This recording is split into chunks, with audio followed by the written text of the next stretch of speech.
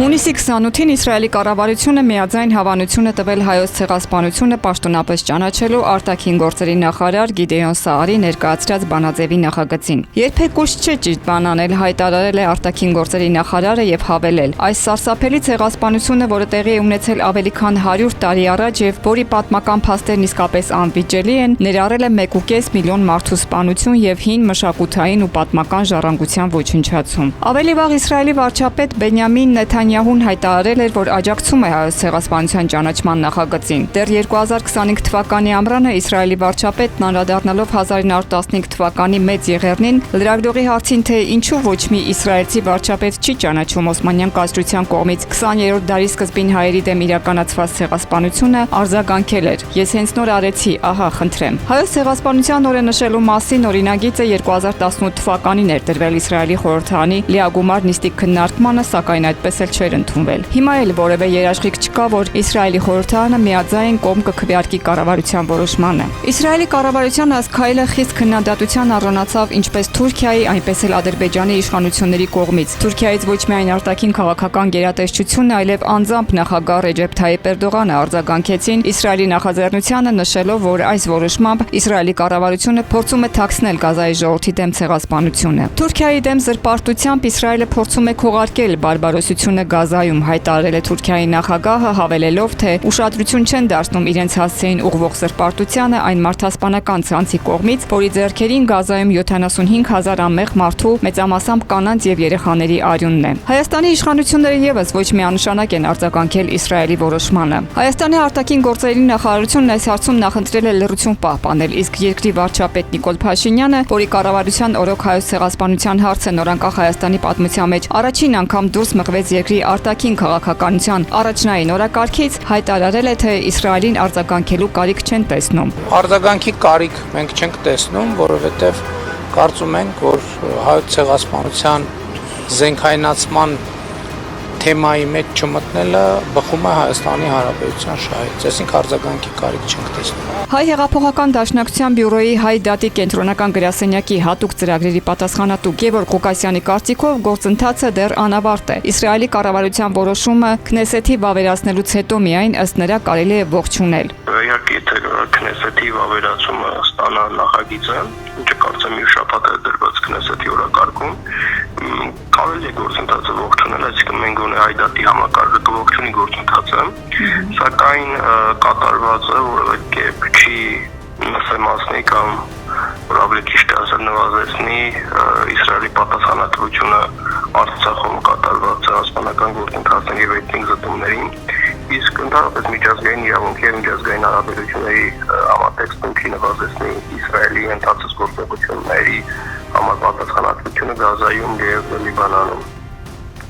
Բայց նաև ակնհայտ է, որ կատարվածը Թուրքիայի եւ Իսրայելի միջև հարաբերությունների լարման ֆոնի վրա է նկատվում։ Հայոց ցեղասպանության թանգարան ինստիտուտի նախկին տնօրեն, պատմական գիտությունների դոկտոր Հայկ Դեմոյանը հարց է հնչեցնում, թե ինչու հենց հիմա Իսրայելը որոշեց նման քայլի գնալ, մանավանդ որ երկար տարիներ Իսրայելի ռազմաքաղաքական վերնախավի դիրքորոշումը հայոց ցեղասպանության միջազգային ճանաչման հարցում միանշանակ է եղել՝ կոշտ շղթողականություն, ճիշտ թուրքական ձեռագրով։ Պատմաբանի համար համոզիչ չէ այն տեսակետը, որ սա որոշակի սիրաշահման ժեստ է Իսրայելի կողմից՝ ի պատասխան այն բանի, որ Հայաստանը 2 տարի առաջ ճանաչեց Պաղեստինի անկախությունը։ Իսրայելը շատ հզոր պետություն է, որպեսզի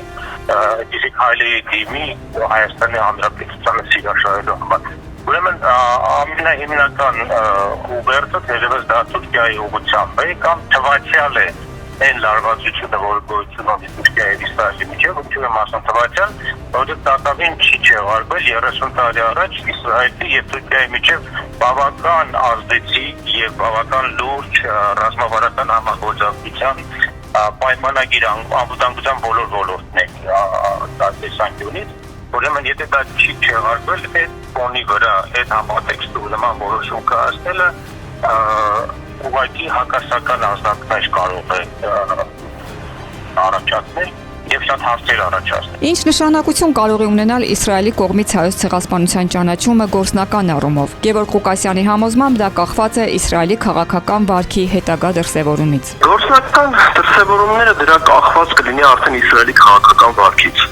Արդյոք այս որոշման ընդունումը որևէ ձև կարող է արվել Իսրայելի քաղաքական քաղաքական վարքի վրա մենք կտեսնենք առաջիկա եւ կարող են գնահատել առաջիկայի մասնավորապես Ադրբեջանի հետ հարաբերություններում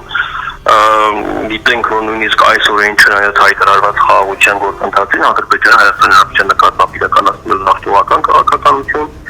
պահում է ռազմագերիների, ոչնչացնում է Արցախի մշակութային ժառանգությունը եւ կոնկրետ գործողություն այսքան ըստեյության հետևանք այս որոշման Իսրայելի կողմից կարող է լինել այն, որ Իսրայելը դադարեցնի բոլոր պարագաներում իր անվերապահ աջակցությունը Ադրբեջանին։ Հայկ Դեմոյանի համոզմամբ ցեղասպանության ճանաչումը ոչինչ չի փոխի պատմական արդարության վերականգնման գործում։ Ես կարծում եմ, որ այս որոշումը հերթական այն դրսևորումներից մեկն է, երբ որ դեղ ունեցած ողբերգությունը վերածվում է բանրադրամի ոչ միայն մեկ քայլանոց գործողություն, այլ բազմաքայլ, եւ այս պարագայում հոգևորվել ես չեմ պատրաստվում այդ որոշումից, որովհետեւ այն ոչ մի բան չի տալու հայկական կողմից այս փուլում չմոռանանք նաև Իսրայելի աջակցությունը վերջին իրադարձություններում Արցախի հետ կապված ուստի դիտարկել դա բարոյականության, պատմական արդարության վերականգնման, զոհերի հիշատակը ոգեկոչելու համատեքստում միամիտ կլիներ։ Ինչ վերաբերում է Հայաստանի Հանրապետության վարչապետին ներկայացնող անձի հայտարարությանը, ապա Գևորգ Ղուկասյանի համար այն լիովին սպասելի էր։ Այո, ցեղասպանությունը ոչ միայն նրանց առաջնահերթությունների ցանկում չի կամ գերական ուղղությունների ցանկում չի, այլ առհասարակ Հայաստանի արտաքին քաղաքականության օրակարգում չի։ Եվ այս առումով Հայաստանի իշխանությունների հայտարարությունները անկեղծ նշան զարմացրել, որովհետև իրենք իրենց գործողություններով իրենց վաղուց արդեն զրկել են իրենց Հայաստանի եւ Հավիտյան շահերի պաշտպանության հնարավորությունից, այդում նաեւ ցեղասպանության միջազգային ճանաչման։ Հայաստանի Հանրապետությունը բնականաբար դիրքորոշում պետք է ունենա որևէ պետության կողմից հայոց ցեղասպանության ճանաչման փաստի վերաբերյալ։ Այդ դիրքորոշումը կարող է լինել անվերապահորեն դրական, եւ դիրքորոշումը կարող է ունենալ վերապահումներ կոնկրետ այս դեպքում, ինչպես մեր համակարգը, հայտարարի համակարգը բնականաբար ողջունելով որոշումը նախաձեռնությունը մեծ ունի բավական խիստ վերապահումներ, կարող է անել Հայաստանի իշխանությունները։ Հայկ Դեմոյանը լրջորեն չի վերաբերվում այդ հայտարարությանը, ասելով, որ հարցի քաղաքական շահարկումը իր համար երկրորդական է։ Նական կռվանը, որ ես անզուրջ եմ համարում Հայաստանի Հանրապետության վարչապետի աթոռը զբաղեցնող մարդու հայտարարությունը բխում է նրանից, որ այդ նույն մարդը զբաղված էր հայոց ցեղասպանության պատմական փաստի ժխտողականության տարբեր հայտարարություններ հնչեցնելով, այդ նույն մարդը չէր թաքցնում եւ բացեիբաց հայտարարեց, որ ուղղակի մեղսակից է ադրբեջանական կողմից Արցախահայության դեմ իրականացված ցեղասպանական գործողությունը։ Հետաբար ես կրկնակի անլուրջ եմ վերաբերում թե անձին թե հայտարարություններին։ Ինձ համար լիովի բավարար է, որ դեռևս 1900-ականների վերջին, 90-ականների վերջին, մոտ 27 տարի, 28 տարի առաջ հոլոկոստը հետազոտող գիտնականների ընկերակցությունը, որոնք զբաղվում են հոլոկոստի հետազոտությամբ, պաշտոնապես ճանաչել են հայոց ցեղասպանության փաստը։ Հավատացնում դա շատ բարձր ու մեծ արժեք ունի, քան ցանկացած քաղաքական